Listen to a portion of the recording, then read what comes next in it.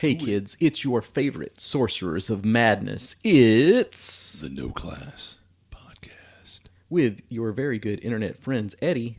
And Matt, Hey bud, how's it going? awesome, man. How are you? Yeah, I've been better. I'm alright. I'm, got a little indigestion. But other than that, I'm great.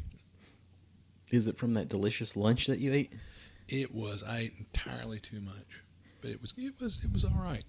I'm not crazy about the tzatziki that they used. Oh, okay. I thought you meant tzatziki sauce in general. I was going to be like, you're crazy. I love tzatziki sauce, but theirs that was on that sandwich, it almost seemed like that was like a watery ranch dressing or something. Huh.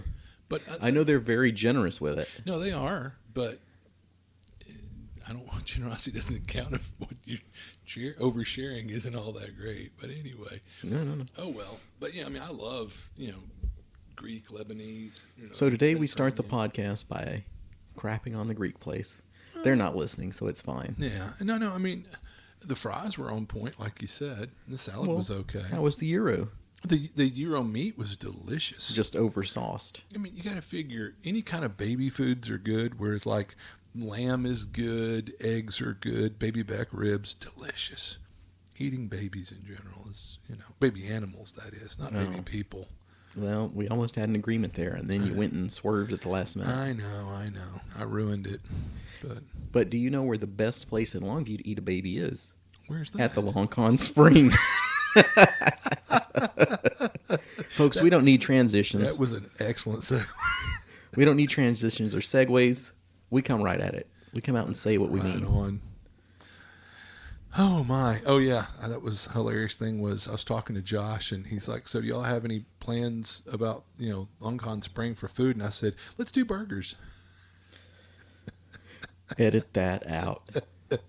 Anyway, yeah. I got a scowl, but anyway, a glare. Just like the rest of your life. Yes, It's exactly. A scowl. It resulted in a scowl. A scowl. When you get to heaven, God will scowl. Hopefully He'll let look me- over the records he'll- and scowl. Yeah, he'll scowl and wag his finger, but hopefully he'll go, all right, we have a quota. He'll let me in. That's what I'm counting on. Some quotas. Well, Long Con Spring, Yeah. still rolling along. Mm-hmm. Discount codes have been delivered to Geek World, We love them. so swing by there. No purchase required, None. Just be sure and tell them we sent you. and demand your discount code. Demand it. Say, where's my discount code, fool? I've got some word that we're going to get a little bit more board game support. Yay. So we're going to receive 10 free games for our Wow. Play to Win program. So we may have more than 10. That's going to depend on turnout. If we have 2 board gamers show up, then I hope they enjoy those 10 board games. They're going to clean up.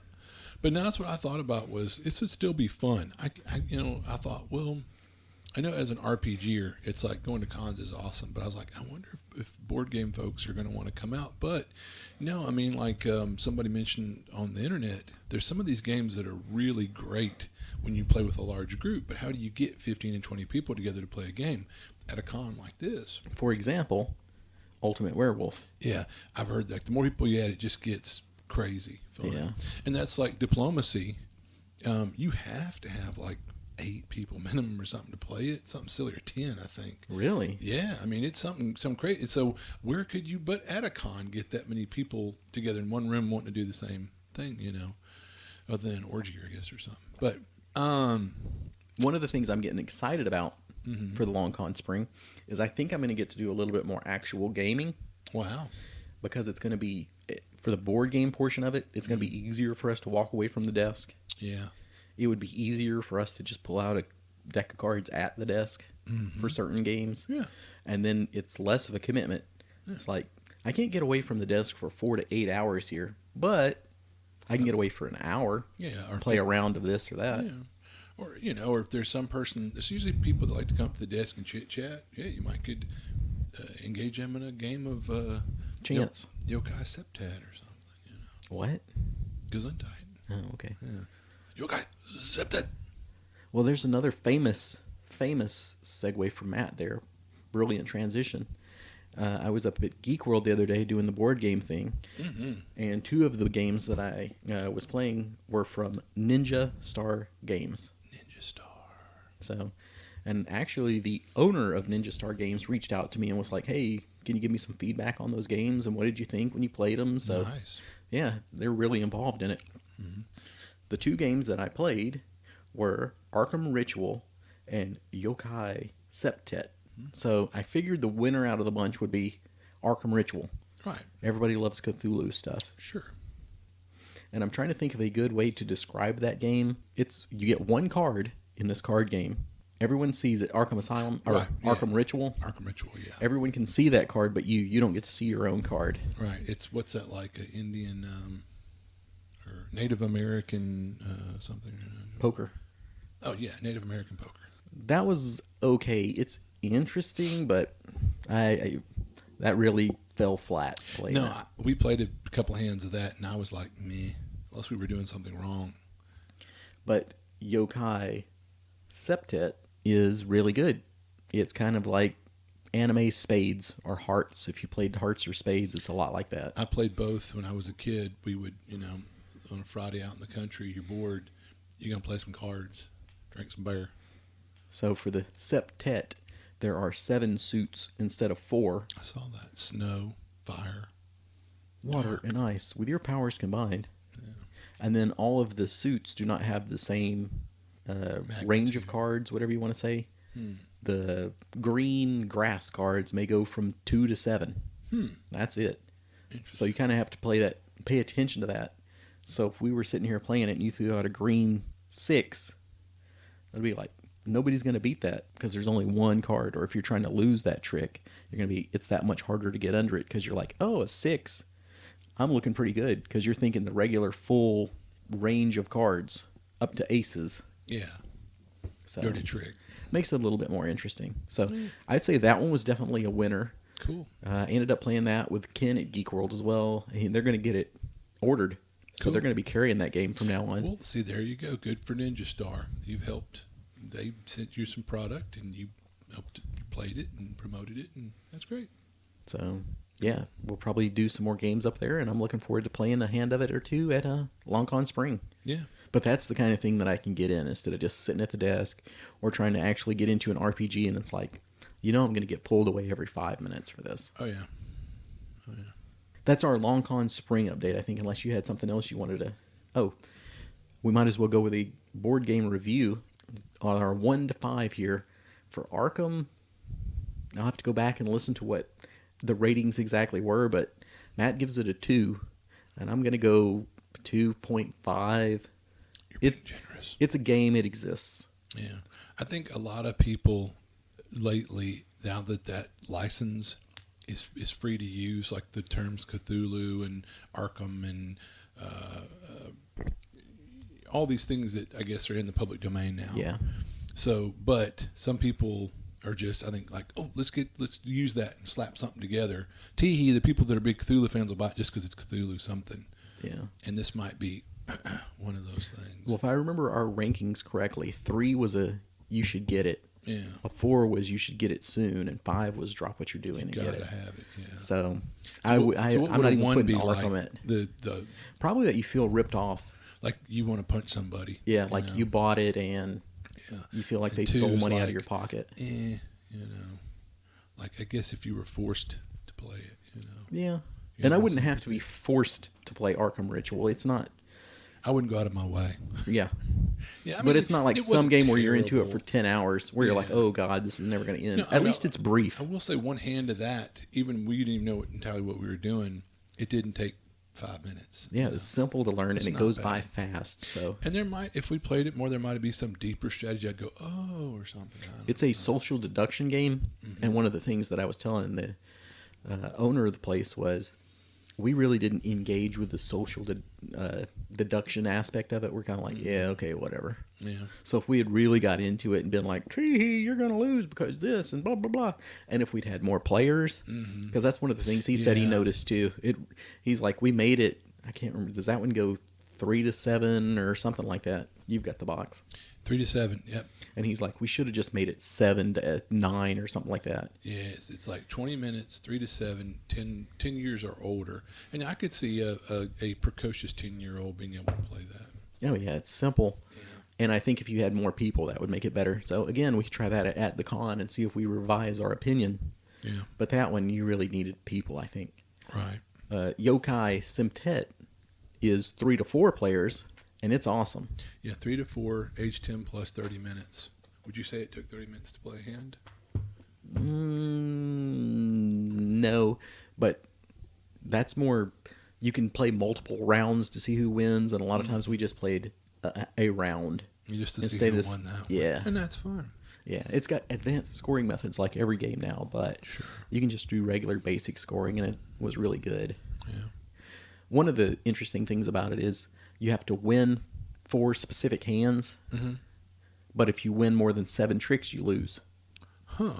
Yeah, so you've got to Interesting. get some, but you can't get all. Wow. So a lot of people that are good spades players, Mm-hmm. they'll try and win all the tricks because it won't be in their mind, or they'll forget what the trump changes every time too. The Oh. trump changes every round. So I mean, there's a lot of good twist to the game. So it's basically like spades or hearts taken to another level or something. Yeah, yeah. That's cool. Yeah, an updated modern spades or hearts, and I really like spades and hearts, so I'll give that one a 5. And the artwork is very colorful. you know. Yeah, and if you know somebody that likes the anime stuff, I had a lot of people comment on the art. Yeah. I mean, The it's art's good. really It's good artwork. good, yeah. And I mean, I'm not the biggest fan of that sort of thing, but I mean, it's good quality artwork. I'll give them that. But if you know somebody that is a fan, that could get them playing a card game with you. Yeah. If you're like, oh, you'll be interested in this just because the cards are so pretty. I'm laughing because no, there are those people that sometimes that you have to have Yeah. that in A hook. a hook. Yeah. So Would you have started playing Dungeons and Dragons if there were no Dungeons and Dragons? I don't know. See? Yeah. I mean, you could have completely reskinned that sort of thing and it'd been like, I'm not interested at all. I don't want to go down that rabbit hole, but that's like the joke the other day.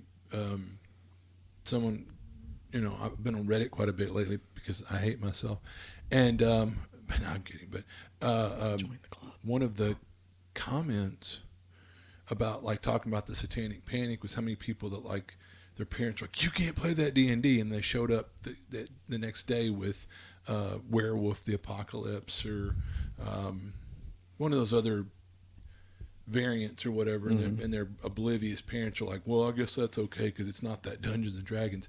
Dude, If only you knew. if only you knew. So All right. While we're giving some games some ratings, I recently finished The Witcher 3 oh, you finished Complete Edition. it. Ooh, la, la. So I played The Witcher. Geez, I'm trying to think how old that game is now. It's 2016. yeah, that sounds about right. 4 years old. Yeah. So I played it back in the day and enjoyed it. And finally got around to getting the complete edition, which had all the extra DLCs. Mm-hmm. So, The Witcher for me, 5-star game. The Witcher complete version with all the DLCs is 5+. Those DLCs are great. Awesome. So, I'm giving Matt a copy of that. What a guy. And yeah, See? just really the DLCs. I think it's Heart of Stone and Blood and Wine. Cool. Both of those really incredible, and it's kind of hard to go like which one was better than the other, but just fantastic. So Cool. I started to play it recently, and I enjoyed it thoroughly. I mean, well, what have you been playing? well, we both know I've been playing Fallout 76. And I know when it first came out, it got lambasted, and not that it gives it a pass or it's okay. Like the whole thing about people kind of go, well, politicians lie and philander, and I'm like, but that's still not right, and we shouldn't put up with it. But anyway, so many of these games, these online games, these companies put out, like when Conan first came out, when this came out, they weren't finished products, they weren't ready. But any more than companies get them to a certain threshold, it's probably the suits and ties pushing them. We need to see a return on our investment. Get it out there. So you basically pay for a glorified beta. And but in the intervening year, year and a half, 2 years. What's it been now? Because that came out in 2018, I think. So yeah, Mm-hmm. it's had a few DLCs. There's a pretty big one coming out, I think in March or April. It's supposed to be like pretty significant, and it's really going to add a lot to the game. But there's the quests I've done so far were good. They're not some of these things that are really stupid little fetch quests. There's escorts. They've got timed ones, dailies. Anyway, I've been having fun with it. What's funny to me is it's supposed to be an online game, but yet this is the post-apocalypse. So I mean, if you constantly run into people like you do in a traditional online game, it'd be kind of weird. I mean, I think like something like WoW, where I mean, there's other human beings running characters all around you. It doesn't seem weird on those, but in a post-apocalyptic game, it'd be like, this is kind of weird. You know, I mean, part of what makes it feel stark and foreboding is there's no one. I mean, there's not even NPCs in the game. At first, I thought, well, that's kind of weird, but I thought, no, I like that because you really get this feeling of like, shit, I'm alone, and you're immersed. You can't run to the store. Yeah, and so a lot of the quests are given out by holotapes you find, or a note, or robots or AIs. Even though this next patch is going to add a bunch of NPCs and factions, but anyway, there are other players, but I think they only allow like 24 per server, and don't quote me on that. So there are other people on the server when you're playing, but you're so spread out, you know, that you might, you know, unless you go out of your way, you might play for a couple hours and never see another player. So you either might not like that if you're like, well, I want to embrace the whole online multiplayer thing, or if you're like, well, I like my Fallout where I was just doing my own thing and doing my own quests, and well, you can have that experience.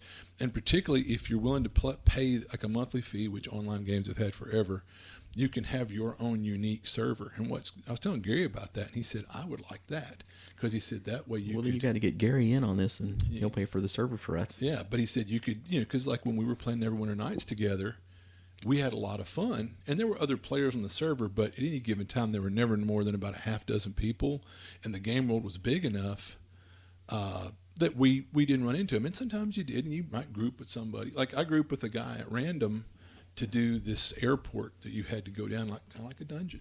Go down in the airport and fight these things called the Charred or the Scorched. The Scorched. And we had to fight the Scorched, and I'm glad I had him. It's funny, it was different things. Like I was good at picking locks, and he was good at hacking. So like at one point he hacked us to get us through one door, and I picked some locks to get us to some loot, you know, in some foot lockers and stuff. So I love that we kind of were able to synergize there. So for all of our listeners out there that I am sure are playing the Fallout 76, can they join the No Class Clan? Absolutely. Group up with you and play online? Well, in the upcoming expansion, it's supposed to be, they're adding these two factions. Yeah, there's going to be some conflict. So anyway, we'll see. It'd be interesting. And if there's someone's like, yeah, man, I've got to, because what I think is, I was telling Gary, is great. If I end up getting bored with this in a month, I'm out $14. I bought a used copy at the game store, and you don't pay a monthly fee. So I'm out, and I could probably turn around and get a few bucks credit. PlayStation Crew. Yeah, PlayStation. But anyway, blah, blah, blah. I'm having fun with it. I like it. Well, while we're talking about video games, we might as well talk about our other favorite place, Games to Go. Yeah, those guys are great. Yeah, we'll be running some games up there soon. Mm-hmm. They're working on getting some of the RPG stuff in. So maybe we can use our guiding hand to try and ensure they get some good 5e, DCC, MCC, Savage Worlds, and kind of focus on. But yeah, soon you will have yet another place to go, another option for buying your RPG goodness. And a shout out to the Dallas gamers. We are so fortunate that through NTRPG and LongCon, we've met and befriended this great bunch of gamers out of Dallas. And I was going to be in town this weekend to celebrate Valentine's Day, and my dear wife was good enough to say, hey, I'm going to go do some errands in Dallas. While I'm doing that, why don't you get into a game if you can? I said, well, thanks, you know. And Happy Valentine's Day weekend. Please leave me alone for 4 to 6 hours. yeah, and I was like, yay. Sweet. So anyway, The best gift of all. I know, she knows me. And so luckily, you know, Matt Couch and John Watson and some of those great guys out there are scrambling to put something together at Madness Games for Saturday. So I'm looking forward to that. Have you been to Madness already? I haven't, so this will be fun going to Madness games. I've heard of it. I think I'm Facebook friends with them, but I've never had the pleasure. I'm trying to think. Was it James Ward that was telling us how fantastic Madness was? Somebody was just telling us the other day. Yeah. Well, it seemed like when we were chatting back and forth with Sean and John about their competitive game, I'd asked, hey, where's a good place in Dallas? It seemed like one of them said, oh, Madness, you got to check it out, blah, blah, blah. I can't remember if it was John or Sean, but anyway. All right. Well, you give us yet another segue here. I was going to mention that NTRPG is right around the corner too. Mm-hmm. It's in. Let's see if I can mess this up. It's not the first weekend, is it? It's the first Thursday or first full weekend. It's weird. Yeah, it's like usually around June 5th, which is what V-Day. Yeah, V-Day, D-Day. You know, around the memorial, whatever. But yeah, it's like around June 5th usually the first weekend in June. Which it's sad that I'm remembering something here, but hey man, those drugs are working. Yeah, those anti-senility drugs are amazing. And the shock therapy. Exactly. But those guys are right around the corner. They'll have a ton of fantastic guests. So if you haven't checked them out, now is the time. Matt's going to have a lot of good games on the schedule. I'm sure he's already got a lot on there. No. Nope. I usually have some games on there, so I'll probably run something. Are you going to run something, or are you just going to kick back this year? No. I'm always conflicted because on the one hand, I love a chance to just go and play, but like last year, I put in to run a couple games, and I got such good feedback and reception from the players. I canceled a couple of my games to run more games because I love playing, but I love running games, and everybody seems they're just what a great bunch of players that it's fun to run for those folks. They're good people. You're just going to run off list games? No. I mean, unscheduled games. I'll probably schedule a couple of games, but as of right now, I'm kind of looking forward to, like we talk about, it's not that often we get to play a game together. So that's one of the nice things at NTRPG is hopefully some folks get into games with us, and we'll see. All right. This is the last one before we get into our topic. Mm-hmm. Just that we mentioned the Doom on the Warden. Oh, yeah. Last time that Kickstarter was live and doing well. Mm-hmm. It has successfully funded now. Mm-hmm. So hopefully you got in on that, and hopefully you'll get your goodies. And there was a ton of stretch goals coming out of it, so it did very well. Yeah, I'm excited. I basically kicked the El Grande package, with everything. Sour cream and cheese. And the chives, and stuff. All right. So. But one more thing. No. Yes. So, I always run a competitive game at one of the earlier first nights of Archons, NTRPG. This year, I'm kind of torn. I don't know why. It's a little late. I'm not feeling. I'm all out of love. Yeah, I'm not feeling the competitive thing. And I don't know that it's something that people are like, oh, man, because, you got to play in Matt's competitive thing or whatever. So I'd be curious to hear some feedback. But I'm like, meh. Well, the best way to get some feedback? Put it right here on the podcast in your inbox. So and that many people. Mailbox again, what is that? Well, it's the No Class RPG podcast at gmail.com. .org.mil. Mm-hmm. Let Matt know. Yeah. Should he run the competitive? Should I? And I dusted off, dusted off, and cleaned up, dusted, and washed Death House out. And man, that went over so well at NTRPG a couple of times. I'm tempted to do it again. Play the hits. Well, that's, maybe I have, my memory, is not that great. Either I have posted stuff for NTRPG, or if I hadn't, I'm thinking about doing it. You haven't. Okay. And what I'm thinking about doing, of all things, is bringing out a couple old classics myself. Caverns of the Dead God and Mansion of Madness. My version of Mansion of Madness. I had to come up with a new name for it, because apparently there's already a Mansion of Madness out there somewhere. Mansion of Mild Annoyance. Mansion of Chafing. Anyway. Mansion of Doom. That's right. Or like Fall of the House of Gregorian, or Grigorovich, or whatever it may be. Krasevaya. That's a classic. That's for you, Leela. Because we know you're listening. Yes, right now. through a secret listening device planted in the house. So thank you for that PS there. There's a topic today, Yeah, it has been hand selected by our own Matt Gullett. and everyone tunes out. Yeah. So, what's the topic, bro? Broham? well, we talked about a couple of different things. So I'm going to take it that you're like one of these things. We had talked about open roles and behind the screen roles. So let's see how far we get with that. All right. Which I didn't even look at when we started, so. You're 25 minutes into the show. Wow, really already? Yeah. Okay, so. We're entertaining. Time goes If you know, flies just when you're having fun. put your thumb down, go for or against. I'd rather roll out in the open. Screw you. I would rather roll behind screen. Good for you. See, Point, folks, now counterpoint. there's drama. Dun, dun, dun. But if you're like, well, please elaborate. No, I don't think you should. I think we should just call this podcast right here at the 27-minute mark. We're coming up on it. We'll All just right. say, good evening, enjoy your day. You don't want to hear our opinions. You just want to hear the news bullets. That's right. But by all means, let Please us know. elaborate, Matt. Why do you prefer open roles? But before I forget, everyone, feel free feel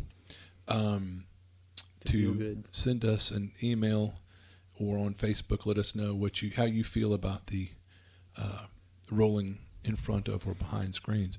Well, And if one of us changes your opinion, yeah. if you're a behind the screen kind of guy and Matt talks you into open roles, let us know. I'm probably going to be all over the place here, but that's okay. Anyway, Sorry, I sneezed there, that folks. never happens.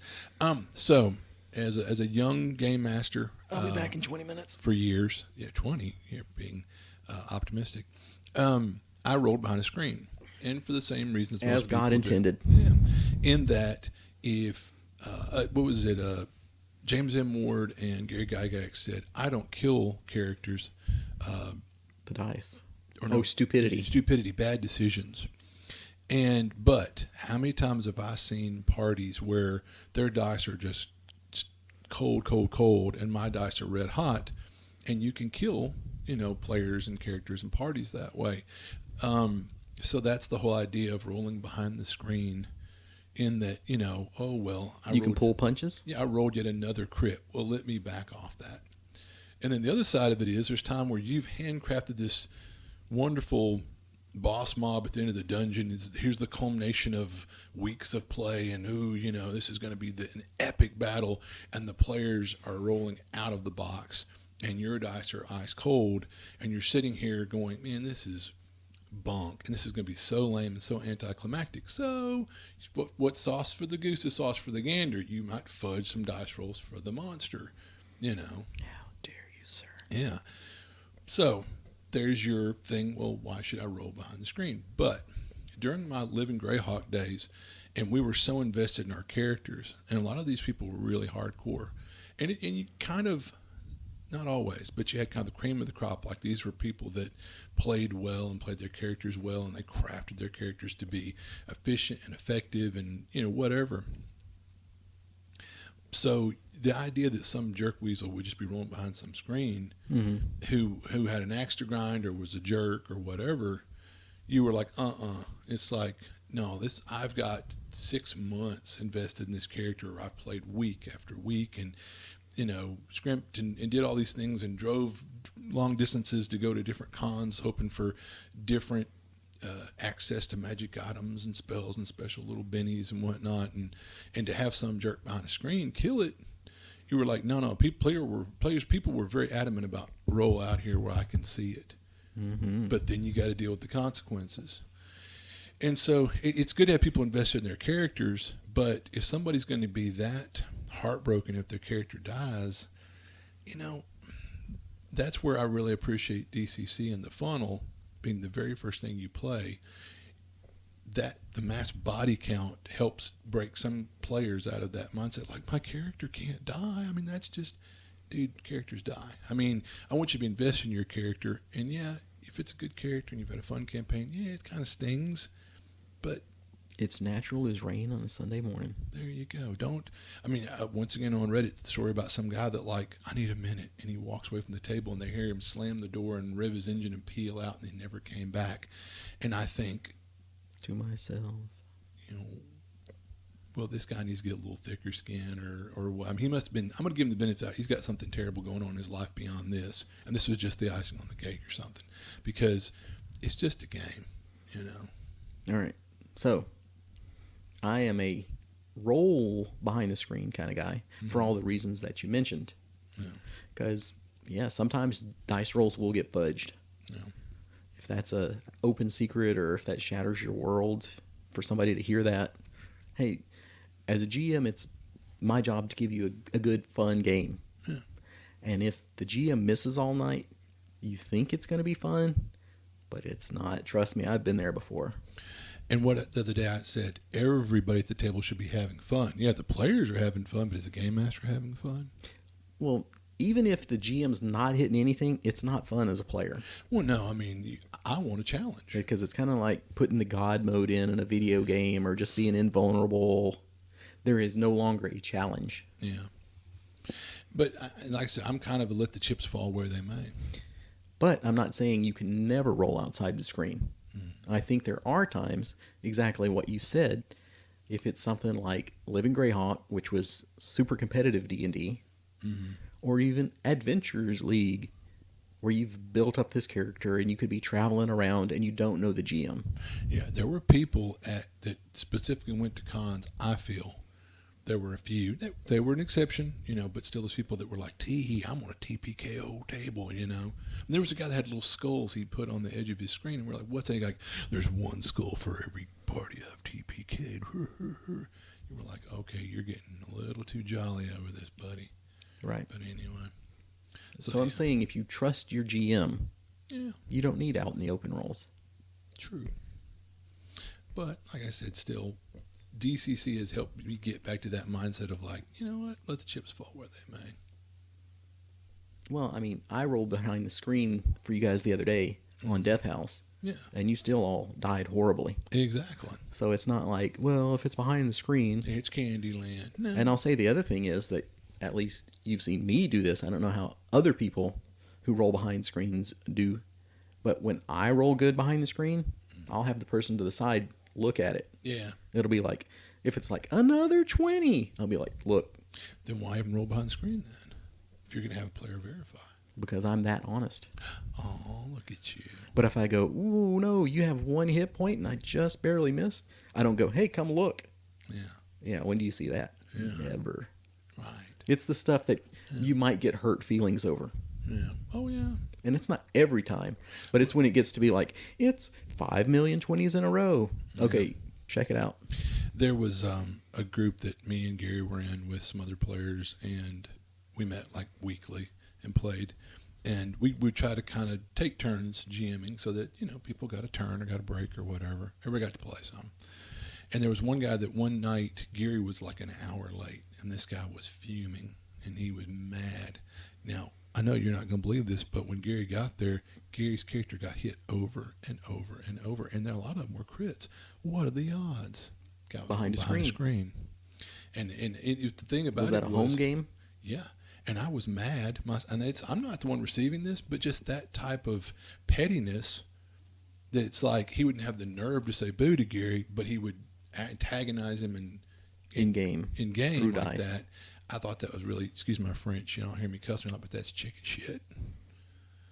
Well, it comes down to trust. Yeah. If you trust the person running the game, they can roll behind a screen. Yeah.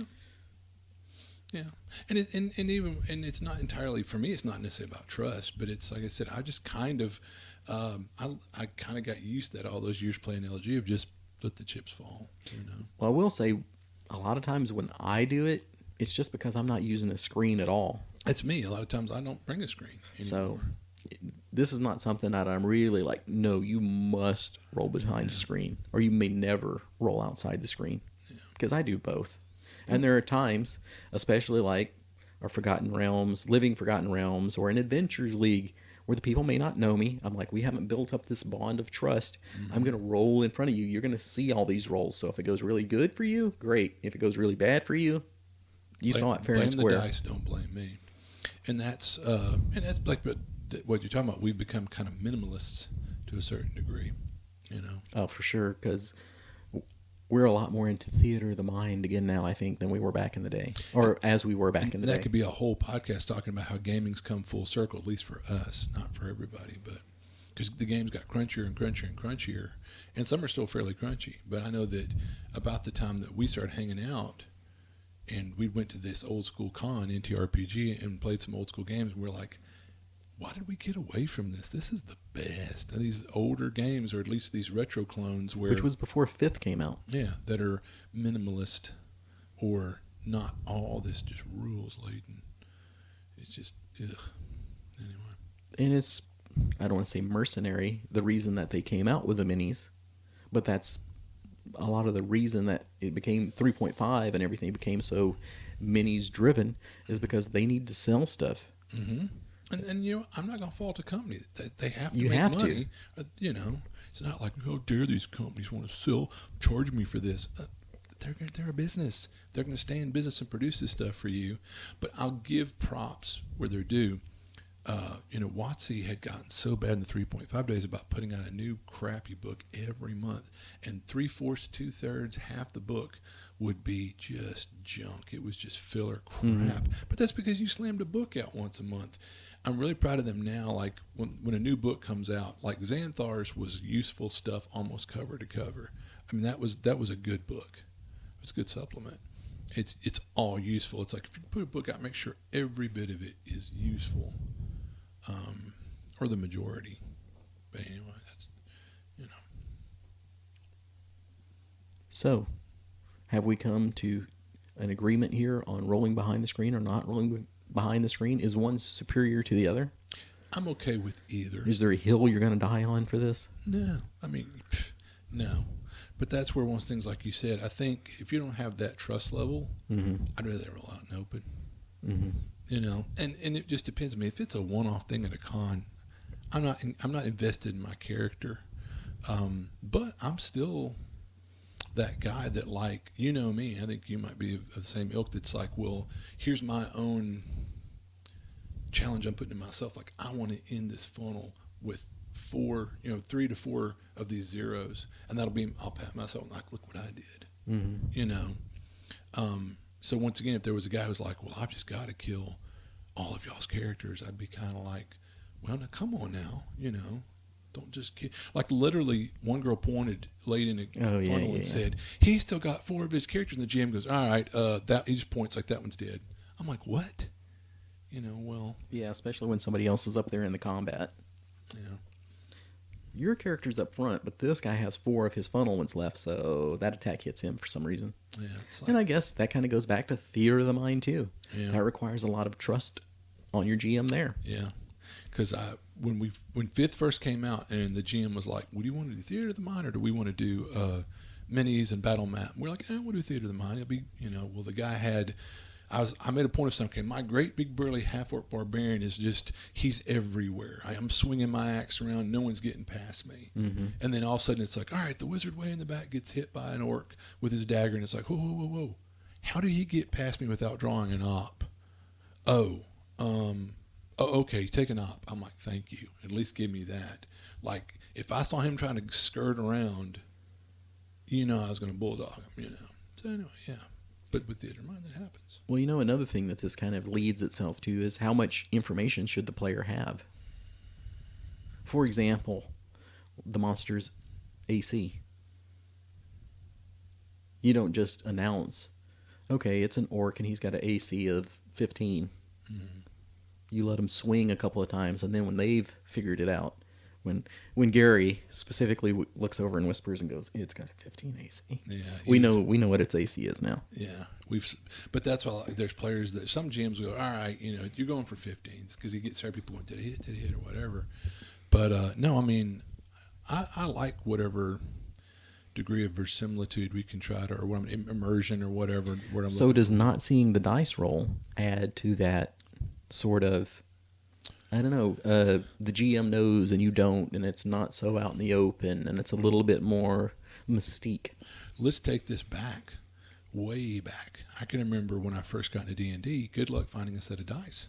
Right. There weren't game stores everywhere. D&D was not so prolific, And so sometimes the GM was the only person at the table that had a set of dice. And I've been thinking about doing a bunch of.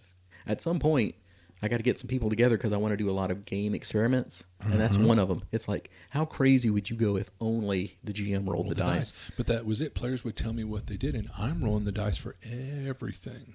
I wonder if this day and age, I think if people could stand it. Because people, look at how many people own, like, I have 20 set of dice and I love my dice. I love rolling. I'm Did you going say to roll Laurelin? penguins. No, but exactly. But no, God bless, I love Laurelin. But that's my bag too. I'm all about getting some dice. I mean, you remember that's the thing in more recent years is like people would have a Crown Royal bag stuffed with dice. And so, yeah, it's interesting to think back then, yeah, the only person rolling the dice was the game master, and no one had a problem with it. Because I'm trying to think, maybe it's not Harmontown, it's the one he was doing before that. But that GM rolled for everybody. Yeah. And I was like, man, at this point, I think that would drive me nuts. Probably. Because people, it's that taking the agency away from players. And let's face it, it's laws of probability. But I know there are players that feel that somehow, like I love when I go, all right, roll a dice. And they go, well, do I want to roll high or low? I'm like, Yep. Okay, either do you have some sort of trick die I need to confiscate, or you have powers over No, I laws do of that. probability? I would do that. But I would be that superstitious type of person that's everybody- like, some I can put people my do that. high rolling energy or my low rolling. Well, I won't lie. I'm telling the die in my hand what it needs to do. I've never owned a loaded die, but I've got a die 6 that tends to roll, I swear, 5s and 6s. Maybe it's just in my head. You need a Torg die, my friend. Yeah, I know. Gary. Gary, and now it's Gary's little brother. Yeah, but I don't think his is as effectively charged. That's because he doesn't have the Gary roll technique. He's working on it. He's trying. Longview Computer Center for all your computer needs. Yeah, If you need your computer centralized, that's the place to get it done. absolutely. And they have ink, I'm told. Yeah. But, I mean, you've just got computers laying all over your house probably. Yeah. There's probably one in the bedroom. There's a couple in the bathroom. You need them all put centrally in one place. There's one in your bunker. They'll put them all together That's in great. one place. That's great. Longview Computer Center. They'll get them working on crack-a-lacka. This is how we know if Cody listened to the podcast. But talking about experimental games, there's something that I've done this once, and it was interesting, but I'd like to do it again to see how the paradigm has shifted. Strip Dungeons and Dragons. Duh. No, that's gag worthy. I told you I already had The worst. indigestion. Thanks, buddy. But no, it basically the thing where like, okay, I've got your character sheet over here. Yeah, I want to do that Yeah, too. and it's like you're fairly strong, where you're relatively intelligent, and you're not very personable, and let the players play. Well, think about back in the day when the GM rolled like your trap finding and stuff like that Yeah. for the rogue. Which I miss that because there's something to be said for it. It just something about it ruins the tension. The moment where the player's like, okay, I'm looking for a trap. And they clunk out a 1 in front of you. Well, everybody at the table knows there might be a trap. Well, that's the one. You Yeah, know. that's one thing that I don't like because I it's miss like that. they failed and everybody else at the table is now like, well, then I'll search. Yeah, for years at our game table, yeah, players got to roll everything, and no one ever argued about this. If it came time for looking for traps or searching for that hidden foe or whatever, the GM would roll that behind the screen. He would look up and, with a little cheesy grin and go, well, you don't see anything, or you don't think there's anybody out there in the woods or whatever. It doesn't appear to be. Yeah, it doesn't appear to be trapped. And then they go to turn the doorknob, and you feel a little stab in your finger. Ah, crap! Make me a poison save. So, and honestly, I said that right now as much as I'm with you in that I don't think I'd want someone else rolling my dice for me. I win. But I could definitely see that's something that GM should still be rolling, like checking for traps, searching for hidden foes, whatever. Because it's lame, like you said. The rogue, who everyone trusts and is a special in this, all of a sudden he rolls a 1, and all of a sudden everyone at the table goes, "Well, maybe I should check too." I almost want to go, no. You trust the rogue any other time, why you suddenly, because he rolled a crappy, or almost like, all right, Rogue, roll over here where only you and I can see it behind some little side screen. Come sit by me. I've thought about getting a dice tower. You'd have to have the Rogue sit next to you, but like the dice tower built into your GM screen, where it's like you put the dice, Yeah. because it's your mojo. You get to roll. It's your But I dice, see the but results. I see the result. Yeah, that's brilliant. Thank you. Well, there are screens that have dice towers built into them. And a Yeah, lot of you times just turn it back faces the other out, way. Turn it around the other way. You know, you might be onto something. Of course. Yeah. I am an idea man, as they say. You're my idea man. Right on. But anyway, yeah. I think this is a good. Yeah, of course it's a good topic because I won. Yeah. This is the first one that we've had any kind of debate on because usually we agree almost everything. Yeah. Well, great minds think alike, and unfortunately, so do we a lot of times. Yeah, even the bad ones think alike, right? Duh. Even the broken clock is Yeah. right twice a day. So you want to touch on something controversial? Actually, let me touch on one more thing. So I guess we kind of covered that topic for now, Yeah. but I'll throw this one at you But and we'd love get to hear your opinion. unfiltered response. Did you see that thing I put up about Artemis Space Bridge? I do. Love it, hate it? That sort of thing has never interested me. I've been aware of that program and people yeah, doing yeah. that for years. They did it at NTRPG last time, I think. I could see people having fun, and to those who would, man, That's knock the biggest yourself thing. out. Go for it. Do you think, yeah, you may be like, that doesn't appeal to me. It doesn't appeal to me But personally. what do you think as an attraction at Long Con Spring? Yeah, for instance, the Bryans did that one time, and they loved it. They went away to some place event that had that. Oh, they loved it. Well, that's another thing you can give us your feedback. For Long Con Spring, we're spreading our wings, broadening our horizons. So some of the things that you may not see at November's the Long Con, we may have space for in spring to do it, where we could have like, hey, instead of a dedicated GM's room, we have this dedicated Artemis room. No, I mean, that could be cool. And who knows, I might try it out and change my opinion. But I mean, even if you're like, that's not my cup of tea, what do you think? Do you think it would be a big draw or not a big draw? Or? I'm just curious because you try not to project yourself on other. As I get older, I've like don't try to shoehorn people into your thought process. People are different. Da da da.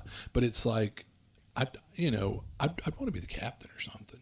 Right. So I had to figure, wouldn't everybody? So is anybody going to be butthurt? Like, I got to be the ensign, or I'm the science officer, Mr. Spock, or whatever. I mean, Play another session. I guess so. And then might be like, but then. But yeah, I definitely think there's going to be somebody that wants to be Spock. There's going to be people that are like, heck yeah, I want to be in charge. I want to be the science officer. And then there's going to be the guy that's like, I just want to shoot the missiles. Yeah. And be like, I want to be Uhura. Do you have a little red dress? Anyway. For you, we can make that happen. There you go. As long as I get that big silver Christmas tree sticking out of my ear, that's what I really Wee. want. Yeah. Bloop, bloop. All right, now to something controversial. Dun, We didn't dun, put it at the end of the dun. episode just so no one would hear it. But But, because you've all tuned out by now. So this whole thing about Bob Jackson. Bledsaw, the second junior. Junior, Yeah. Judges So- Guild. Yeah, Judges Guild. So it's one thing. It's interesting. I mean, the whole thing's awful. Racism's bad. I've never. Newsflash, folks. Yeah, You heard it here first. Yeah, I know. I know it's news to some of y'all, and I absolutely have never understood anti-Semitism, but whatever. I mean, just it's all bad. But this guy, I thought, was this like an isolated incident? No, apparently, and it's kind of like learn for yourself. I went and looked at the guy's Facebook and saw some posts, and it's like, yeah, there's a history Pretty of this bad. stuff. It's really awful, but there were a lot of people that, and it's like not to be that guy, but I'm gonna say like some people are just kind of virtue signaling. I think but like in the case of our buddies at NTRPG, like they said, we hate to even have to post about this or address it, but like we're taking a stand, and I totally support them, and I know Mike's not coming from a place of like virtue signaling, but what was the thing I thought was interesting? What he said was, and this is kind of why I wanted to get your opinion. Uh-oh. So there's a number of people that have been like, forget Bob Bledsaw Jr. Like she's psychic, and then but they're like, screw him and don't ever buy anything Judges Guild ever again, But like Mike was saying, yeah, he's a jerk. We're not going to invite him. He's not welcome. But don't not buy Judges Guild stuff because that's how some people make their living or had done that product. And it was done, a lot of it was done way back in the day before this guy was even born or in the picture or whatever. And he may or may not be getting a cut of it. I mean, if it's something he's getting a cut, probably shouldn't. But they said on some of them, it's like he gets no cut of it. Yeah. The author owns it, all the rights. Right. Like, yeah, because Janelle Jacquaz did some stuff back in the day. It's classic Judges Guild. I think she owns the rights or whatever. Mm-hmm. And I know that... and then some people just own stock. And I mean, like back in the stock room, not like stock options. Yeah. They have the product, and they need to still sell it. Yeah. So when you kind of go, boycott. Yeah. It can be a tricky issue. Yeah, really. That's what I'm saying. You don't want to endorse what this guy's doing in any way, shape, or form, but it's one of those things to where people other than him might get hurt by just blanket boycotting the product. So it's a real sticky wicket, but anyway. So there was a question in there, right? Well, yeah, I mean, so what do you think should be like? Nope, just the best bet is don't, forget Judges Guild, period. Or, Man, how much of our listening audience do I think buys Judges Guild stuff? A very, very small percentage. Yeah, exactly. So for you, the average listener, burn them down, don't buy anything. Yeah. But for the very rare listener that is already buying their stuff, do your research. You were going to anyway. But do your research. Because I know like Frog God Games cut ties with him and some other people. Which he had something to do with Teagle Manor. Yeah, well, Teagle's Manor is old school Judges Guild, But anyway. But yeah, if it's something that if you knew the proceeds, but a lot of people are of a mind, and I can see it where they're like, I don't have time or inclination to go do some deep research to know if Bloodsaw Jr. gets the proceeds or not. You know what? Just I'm not going to buy Judges Guild stuff. And probably if you're interested in Judges Guild, you probably already own the product. But I mean, I'm not going to take mine out in the woods and burn them because of this guy. Because I've got Teagle Manor coming. Really? Oh, see, there you go. And see, I have like the Invincible City of the Majestic Overlord, or even the old classic. I own some of the old stuff that was printed back in the day when his dad was running the company. And by the way, this doesn't reflect on Senior at all. Yeah, this doesn't reflect on him at all. But anyway, I mean, the whole thing's terrible. It's. I think it's to some degree. I mean, it's not this. It's this huge black eye on gaming, but still, it sucks. Well, I don't think you put the soundbite in yet, but you have freedom of speech, but you don't have freedom from consequences. Thank you. That's what I'm saying. This is America. God bless America, and you're free to say what you want, but you have to deal with the consequences of your actions. Yeah. And like this guy, I know he's going to be super unwelcome in the gaming community now. Which, if you want to get really controversial, when do you earn a ban from conventions? He's earned one. From a number of them. But what would you say gives you like a lifetime ban? What kind of offenses? But here's the thing I think the problem with this guy people have is not just that he did that, which was bad, but he's unrepentant about it.